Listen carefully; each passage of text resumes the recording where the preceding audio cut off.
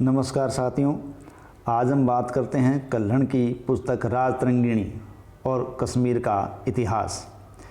देखिए, इतिहास के अंदर बहुत ही प्रसिद्ध रचना है राजतरंगिणी, जिसका लेखक है कल्हण, और इसमें मूल रूप कश्मीर का इतिहास वर्णित है। तो इस पुस्तक के अंदर क्या है, इसके बारे में जिक्र करते हैं हम। देखिए, कल्हण कश्मीर के लोहार वंश के शासक कौन थे? हर्षदेव, जिनका समय 1068 से 1101 रहा है। उनके महामाते थे चंपक। ठीक है, तो कश्मीर के लोहार वंश के शासक हर्षदेव के महामाते चंपक के पुत्र थे। कौन? कल्हण। और संगीत मर्मज्ञ थे कनक, उनके ये अग्रज थे। कल्हण ने राजतरंगिणी रचना है वो लोहार वंश के अंतिम शासक जयसिंह के समय में की थी। यानी लोहार वंश का अंतिम शासक कौन था? वो था जयसिंह। उनके समय में ये रचना लिखी गई है और इसकी रचना का काल 1147 से 1149 माना गया है। और इसमें मूल रूप से कश्मीर का इतिहास वर्णित है। और कश्मीर का इतिहास जो वर्णित है वो राजतरंगिणी में महाभारत काल से लेकर स्वयं अपने युग तक का इतिहास उसने लिखा है। ठीक है, तो भारतीय इतिहास लेखन में कल्हण की राजतरंगिणी एक पहली प्रमाणिक पुस्तक मानी जाती है। ठीक है, यानी एक इतिहास को लेकर पहली प्रमाणिक पुस्तक मानी जाती है। कौन सी? कल्हण की राजतरंगिणी। राजतरंगिणी के अंदर 8 तरंग है और संस्कृत में कुल इसमें 7826 श्लोक है। यानी राजतरंगिणी में कुल कितने तरंग है? 8, और साथ ही साथ में 7826। ठीक है, ये क्या है? श्लोक है। पहले के जो 3 तरंग है उसमें कश्मीर के प्राचीन इतिहास की जानकारी हमें मिलती है। और पहले के 3 सर्गों में जो प्राचीन इतिहास की जानकारी मिलती है, इसमें कश्मीर की पीढ़ी दर पीढ़ी से चली आ रही मौखिक परंपराओं का चित्रण किया गया। नहीं, जो पीढ़ी दर पीढ़ी सुनते सुनाते आ रहे हैं, उन परंपराओं का उल्लेख है। इस युग के इतिहास के पुनर्निर्माण के लिए उन्होंने पौराणिक कथाओं का सहारा लिया, उन्होंने अनुसूत्रियों का सहारा लिया।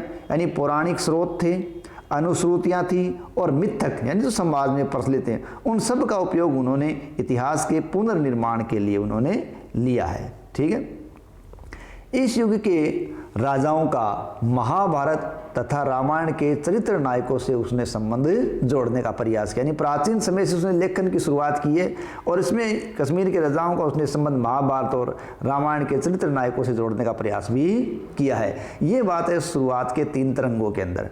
चौथा जो तरंग है, चौथे तरंग से लेकर छठे तरंग में कारकोट एवं उत्पल की उत्पल है, उत्पल वंश का इतिहास वर्णित है। कारकोट और उत्पल वंश का इतिहास वर्णित है। केवल अंतिम 2 अध्याय कल्हण की व्यक्तिगत जानकारी और ग्रंथावलोकन पर आधारित है। ठीक है, यानी अंतिम 2 जो है वो अध्याय कल्हण की व्यक्तिगत जानकारी और ग्रंथ अवलोकन पर आधारित दिए गए हैं। ठीक है, इस युग के बारे में उनकी पकड़ निश्चय ही ऐतिहासिक लेखों और बौद्ध स्रोतों तक पहुंच चुकी थी। यानी उन्होंने इसके लेखन के लिए ऐतिहासिक स्रोतों का इस्तेमाल किया और बौद्ध स्रोतों का इस्तेमाल किया। अंतिम 7वें और 8वें तरंग में लोहार वंश का इतिहास वर्णित है। ध्यान रखें, प्रारंभ के अंदर जो 3 तरंग है वो प्राचीन शासकों से लिए गए हैं। छठे तरंग तक है वो कारकोट और उत्पल वंश का इतिहास है, चौथे से छठे में। और 7वें 8वें में लोहार वंश का इतिहास, जब लोहार वंश में खुद कल्हण है वो यहाँ रहा करते थे।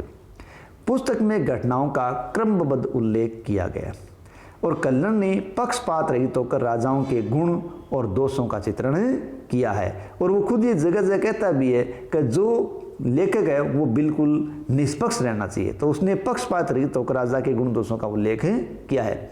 पुस्तक के विषय के अंतर्गत राजनीति के अलावा सदाचार और नैतिक शिक्षा पर भी प्रकाश डाला गया। राजनीति तो लिखी है, उसके अलावा उसने सदाचार और नैतिक शिक्षा पर भी प्रकाश डालने का प्रयास किया है। कल्हण ने अपने ग्रंथ राजतरंगिणी में संस्कृत भाषा का इस्तेमाल किया है और कल्हण की राजतरंगिणी संस्कृत में उपलब्ध रचनाओं में पहली, ठीक है, संस्कृत में उपलब्ध उन रचनाओं में पहली महत्वपूर्ण रचना है जिसमें ऐतिहासिक इतिवृत्त की विशेषताएं बताई गई है। ठीक है, यानी ऐतिहासिक इतिवृत्त की विशेषताएं किस ग्रंथ में पाई गई हैं? तो वह राजतरंगिणी, जो संस्कृत में शुरुआती रचनाओं के अंदर है। ठीक है, अब देखिए राजतरंगिणी। राजतरंगिणी का शाब्दिक अर्थ क्या है? राजाओं की नदी।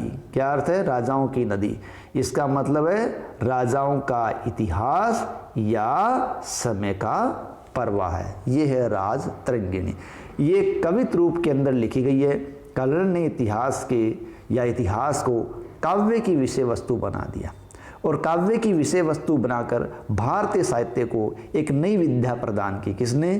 कल्हण ने। और राष्ट्र जीवन के व्यापक विस्तार के साथ साथ मानव प्रकृति की गहराइयों को भी उसने छू लिया। ठीक है, यानी राष्ट्र जीवन के व्यापक विस्तार के साथ साथ मानव प्रकृति की गहराइयों को भी छूने वाला विद्वान रहा है। कौन? कल्हण। ठीक है, कल्हण की राजतरंगिणी के प्रथम सर्ग में बताया गया है कि सबसे पहले कश्मीर में पांडवों के सबसे छोटे भाई सहदेव ने राज्य की स्थापना की थी। यानी पांडव जो 5 भाई थे, महाभारत कालीन थे, उनका सबसे छोटा भाई था सहदेव। उसने माना जाता है कश्मीर में राज्य की स्थापना की थी और उस समय कश्मीर में वैदिक धर्म ही प्रचलित था। फिर 273 ईसा पूर्व में कश्मीर में बौद्ध धर्म का आगमन हो गया था।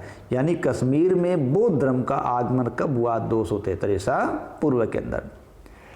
राजतरंगिणी एक निष्पक्ष और निर्भय ऐतिहासिक कृति है। स्वयं कल्हण ने राजतरंगिणी में कहा है, एक सच्चे इतिहास लेखक की वाणी को न्यायाधीश के समान राग द्वेष से विनिर्मुक्त होना चाहिए, तभी उसकी प्रशंसा हो सकती है। यानी जिस प्रकार एक न्यायाधीश है वो राग द्वेष से परे होता है, उसी प्रकार एक सच्चा लेखक इतिहास का है वो भी होना चाहिए। कल्हण ने राजतरंगिणी की रचना पुराने राजवंशों की जानकारी देना, पाठकों का मनोरंजन करना, अतीत से शिक्षा लेना आदि तरीके से की थी। यानी हमें ये पूछ लिया जाए कल्हण ने रचना क्यों किया, राजतरंगिणी क्यों ली? उसके पीछे उसका उद्देश्य था कि पुराने राजवंशों की वो जानकारी उपलब्ध करवाना चाहता था, पाठकों का मनोरंजन करवाना चाहता था और अतीत से हमें क्या शिक्षा लेनी चाहिए, इन उद्देश्य से उसने इसकी रचना की थी। कुछ अन्य उद्देश्य भी थे कि वे कश्मीर पर शासन करने वाले विभिन्न राजवंशों की वंशावली भी देना चाहते थे। हर्ष की मृत्यु के बाद, हर्ष यहाँ कश्मीर के शासक हर्षदेव के बारे में बताया गया। ठीक है, तो कश्मीर के शासक हर्षदेव की मृत्यु के पश्चात है वो गृह युद्ध और संघर्ष का युद्ध आ गया था। यानी गृह युद्ध और संघर्ष का युद्ध किसके बाद में आया? तो गृह युद्ध और संघर्ष का युग कश्मीर के शासक हर्षदेव के बाद में आ गया था। उस समय अनिश्चय और अव्यवस्था फैल गई। तो अनिश्चय और अव्यवस्था का जो वातावरण फैल गया था वो एक ऐसा तत्व था जिसने कल्हण को अपना इतिहास लिखने के लिए प्रेरित किया। यानी हर्षदेव की मृत्यु के पश्चात उत्पन्न परिस्थितियों ने कल्हण को अपने इतिहास लेखन के लिए प्रेरित किया था। उसने इतिहास के द्वारा वे जीवन, सांसारिक जीवन, ठीक है, यानी इसके द्वारा वे जीवन, सांसारिक जीवन, भौतिक ऐश्वर्य की नश्वरता को प्रकट करना चाहते थे। ठीक है, उनकी इच्छा थी कि लोग अपने अतीत की गलतियों से सबक ले, इतिहास से सबक या सीख ले और उन स्थितियों को इसके लिए उन्हें बताना पड़ा जिसके लिए ये जरूरी थी। यानी वो चाहते थे कि इस इतिहास से लोग सबक ले, इसलिए उन्होंने विकट घटनाओं का, स्थितियों का वर्णन भी किया जिनके कारण ये स्थिति है वो हर्षदेव के बाद कश्मीर में विकट स्थिति उत्पन्न हुई थी। ये विश्लेषण ही उनकी कृति को अन्य कृतियों की तुलना में विशिष्ट बनाने का कार्य करने लगा है। ठीक है, कल्हण की एक महान वीर क्रियाकलापों के साथ साथ तत्कालीन समाज का वर्णन की कृति राजतरंगिणी है। यानी कश्मीर का इतिहास है, महान वीर के क्रियाकलापों के साथ वो समाज का वर्णन भी करता है। और किस समाज का वर्णन? जिसमें खुद कल्हण रह रहा था, अपने समाज का वर्णन करता है। वो राजनीति के काफ़ी निकट था क्योंकि राज परिवार से जुड़ा हुआ था और उन्हें इस क्षेत्र के इतिहास के एक महत्वपूर्ण युग के बारे में प्रत्यक्ष जानकारी भी थी क्योंकि उनसे प्रत्यक्ष से जुड़ा हुआ था। उन्हें राज्य की तरफ से हालांकि कोई विशेष सहायता नहीं मिली। यही वजह है कि उसकी रचना अन्य प्रशस्ति प्रकृतियों से ऊपर उठ सकी। देखिए, प्रशस्ति यहाँ राजाओं का यशोगान किया जाता है, लेकिन कल्हण है उसको राज परिवार से कोई विशेष सहायता नहीं मिली, इसलिए उसने अपनी रचनाएं प्रशस्ति प्रकृति से ऊपर उठा सका। ठीक है, अपनी रचनाओं के लिए उसने काव्य की विद्या को अपनाया और उन्होंने अपनी रचना में रसात्मकता के साथ साथ ऐतिहासिक सत्य का संयोजन भी किया है। उन्होंने जोर देकर कहा कि कवि को निष्पक्ष होना चाहिए, यानी अपनी रचनात्मकता में या अपनी रचना में उसने रसात्मकता को प्रयोग किया और ऐतिहासिक सत्य का संयोजन किया। इसने प्रशस्ति के बारे में ज़्यादा जान या ज़्यादा हवाला नहीं दिया है। ठीक है, प्रशस्ति का मतलब होता है कि राजा की चटुकारिता करना है, उसकी प्रशंसा लिखना है, ऐसा उसने नहीं किया। कल्हण ने उन स्रोतों का विस्तार से हवाला दिया है जिन स्रोतों के आधार पर उसने अपना इतिहास लिखा है या जिस आधार पर उसने इतिहास की जांच पड़ताल की है। उसने पहले के 11 विद्वानों का उल्लेख किया है, अपने से पहले के कितने विद्वानों का उल्लेख किया है? अपने से पहले के 11 विद्वानों का उसने उल्लेख किया है जिन्होंने राजाओं की काल क्रमानुसार सूची दी, और साथ ही उन्होंने उन विद्वानों की विवेचन पद्धतियों की कमियों की तरफ भी ध्यान दिलाया है। यानी उन विद्वानों ने जो लिखा है इतिहास, उन्होंने क्या कमियां की उनकी तरफ भी ध्यान उसने दिलाया। उन्होंने अनुश्रुतियों, परंपराओं और इस क्षेत्र पर लिखी गई प्रमुख रचनाओं जैसे नीलमत, ये एक पुराण है, ठीक है, इस क्षेत्र पर लिखी गई प्रमुख रचनाओं में क्या है? नीलमत पुराण, इसका उपयोग भी अपनी जानकारी के लिए किया। उन्होंने मंदिरों तथा अन्य भवनों पर खुदे हुए अभिलेखों का इस्तेमाल किया जो युगांतरकारी उपयोग है और वो निश्चित एक प्रगति का सूचक है। ठीक है, क्योंकि खुदे हुए अभिलेख है, उनमें कभी परिवर्तन नहीं किया जा सकता, उनका भी इसने इस्तेमाल किया है। साथ ही पूर्ववर्ती राजाओं द्वारा किए गए भूमिदान तथा धर्मदाय के बारे धर्मदान के उन्होंने अभिलेखों से सूचना मिली, उसका भी उपयोग किया है। यानी पूर्व के राजाओं ने जो भूमिदान किया, धर्मदाय किया था, उनको अभिलेखों पर जो लिखाया था उन सब की सूचना उन्होंने इकट्ठी करके अपने इतिहास का रचा है। इतिहास के तर्क संगत स्रोतों के रूप में अभिलेखों का ही उपयोग निश्चय ही एक महान योगदान था। कल्हण ने चौथे तरंग के अंतिम भाग, ध्यान रखे, कल्हण ने चौथे तरंग के अंतिम भाग से तक, यानी जहां उसका खुद का समय था, अपने समय तक उसकी काल गणना और इतिहास सामग्री विस्तृत और विश्वसनीय है।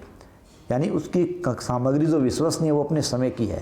तरंग, उसके तरंग के अंतिम भाग से अपने समय तक अर्थात 3886 लौकिक, शक है वो 813 से 814, उससे लेकर 3886 से लेकर 4225 लौकिक, शक है 1146 से 50 तक की काल गणना और इतिहास सामग्री बड़ी ही विश्वसनीय है।